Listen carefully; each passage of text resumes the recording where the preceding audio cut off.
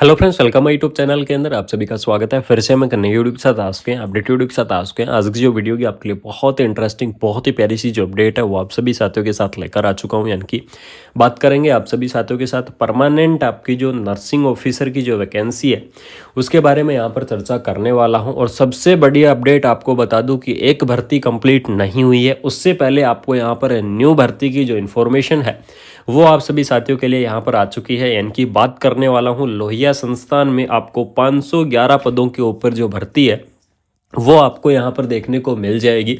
और इन 511 पदों के अंदर आपको अलग अलग कैटेगरी वाइज जो वैकेंसी है वो आपको यहाँ पर प्रोवाइड करवाई गई है। इसके अंदर यहाँ पर देख लीजिएगा, बात करेंगे आपको कौन कौन सी कैटेगरी के अंदर कितनी पोस्ट है उस चीज़ के बारे में भी यहाँ पर क्या करूँगा, चर्चा करूँगा। यहाँ पर आपको लोहिया आयुर्विज्ञान संस्थान में करीब 4 साल बाद 511 पदों के ऊपर आपकी भर्ती होगी।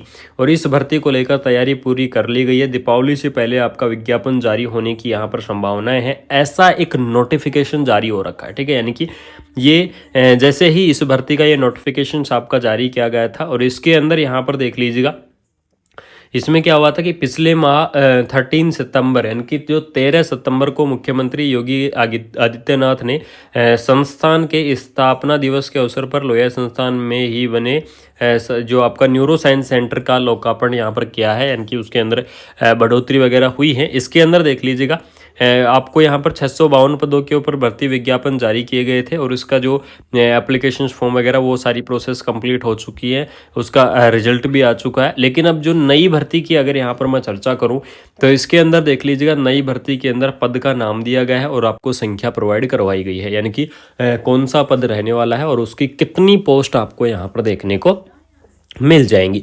तो इसके अंदर देख लीजिएगा, आपको नर्सिंग ऑफिसर की पोस्ट टोटल आपको 380 पोस्ट यहाँ पर देखने को मिलेंगी। यानी कि 380 पोस्ट आपकी यहाँ पर रहने वाली है नर्सिंग ऑफिसर की। उसके बाद में ऑफिसर ग्रेड 3 की 13 पोस्ट, फार्मासिस्ट की भी आपको पोस्ट देखने को मिलेंगी।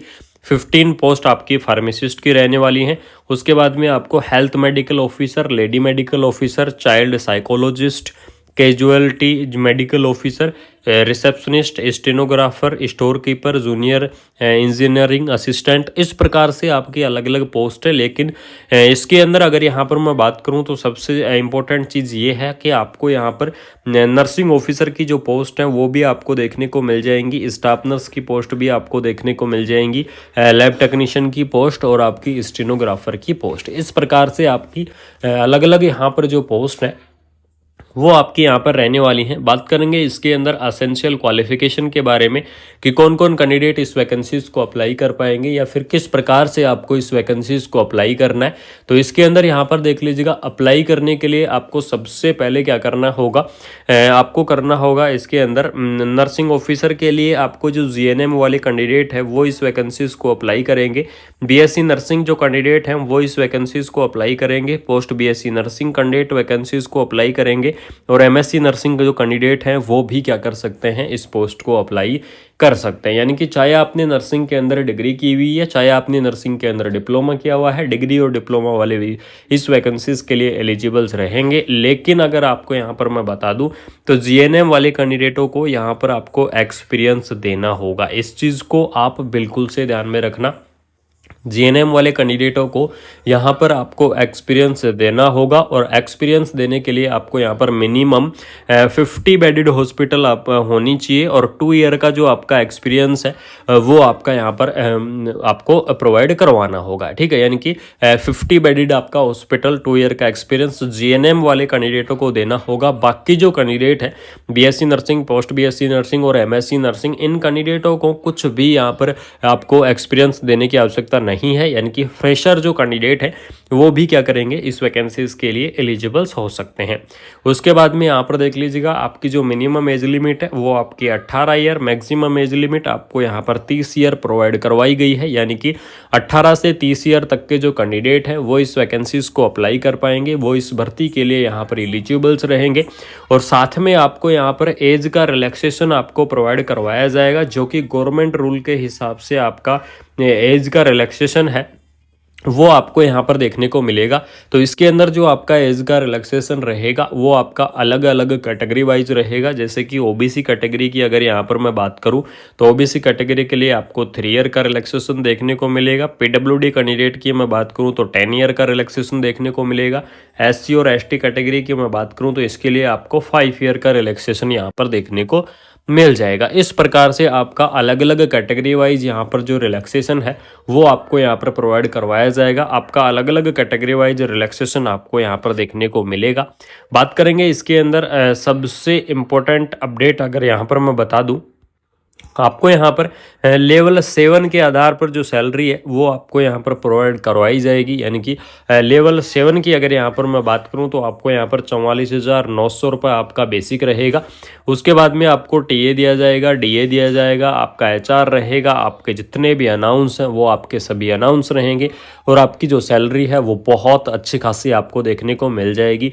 बहुत ही शानदार आपकी जो सैलरी है वो आपको यहाँ पर क्या की जाएगी, प्रोवाइड आपको करवाई जाएगी। ठीक है, यानी कि यहाँ पर देख लीजिएगा आरएमएल की तरफ से आपका नोटिफिकेशन या फिर शॉर्ट नोटिफिकेशंस मान लो या फिर आप न्यूज़पेपर के अंदर अपडेट मान लो, वो आपकी रिलीज हो चुकी है। और आपको मैं बता दूं कि यो उत्तर प्रदेश के अंदर जो आपकी परमानेंट भर्तियां होती हैं, यानी कि स्पेशली अगर आरएमएल केजीएमयू इनकी अगर मैं बात करूं तो इनके अंदर सबसे पहले जो आपका नोटिफिकेशंस जाता है वो नोटिफिकेशन सबसे पहले न्यूज़पेपर के अंदर ही आता है। चाहे आप किसी भी भर्ती को उठाकर देख लीजिएगा, सबसे पहले न्यूज़ के अंदर आता है। उसके बाद में उसके 2 या 3 दिन के बाद में उसका जो शॉर्ट नोटिफिकेशन है वो शॉर्ट नोटिफिकेशंस डाला जाता है और उसके बाद में फुल डिटेल नोटिफिकेशंस इसकी जो ऑफिशियल वेबसाइट है उस ऑफिशियल वेबसाइट पर आ जाता है। ठीक है, ये आपकी क्या रहेगी, प्रोसेस रहेगी। तो फिलहाल में आपका ये नोटिस सर्कुलेट हो रहा है, इसके बारे में मैंने आपको कंप्लीटली अपडेट दे दिया कि आपकी आरएमएल की तरफ से नई भर्ती आपको देखने को मिलेगी।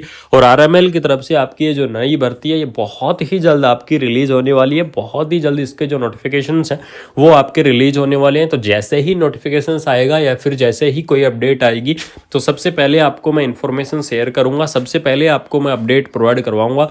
तब तक आपको क्या करना है, वीडियो को शेयर कर देना है अपने दोस्तों के अंदर, ज़्यादा से ज़्यादा आप शेयर कर दो।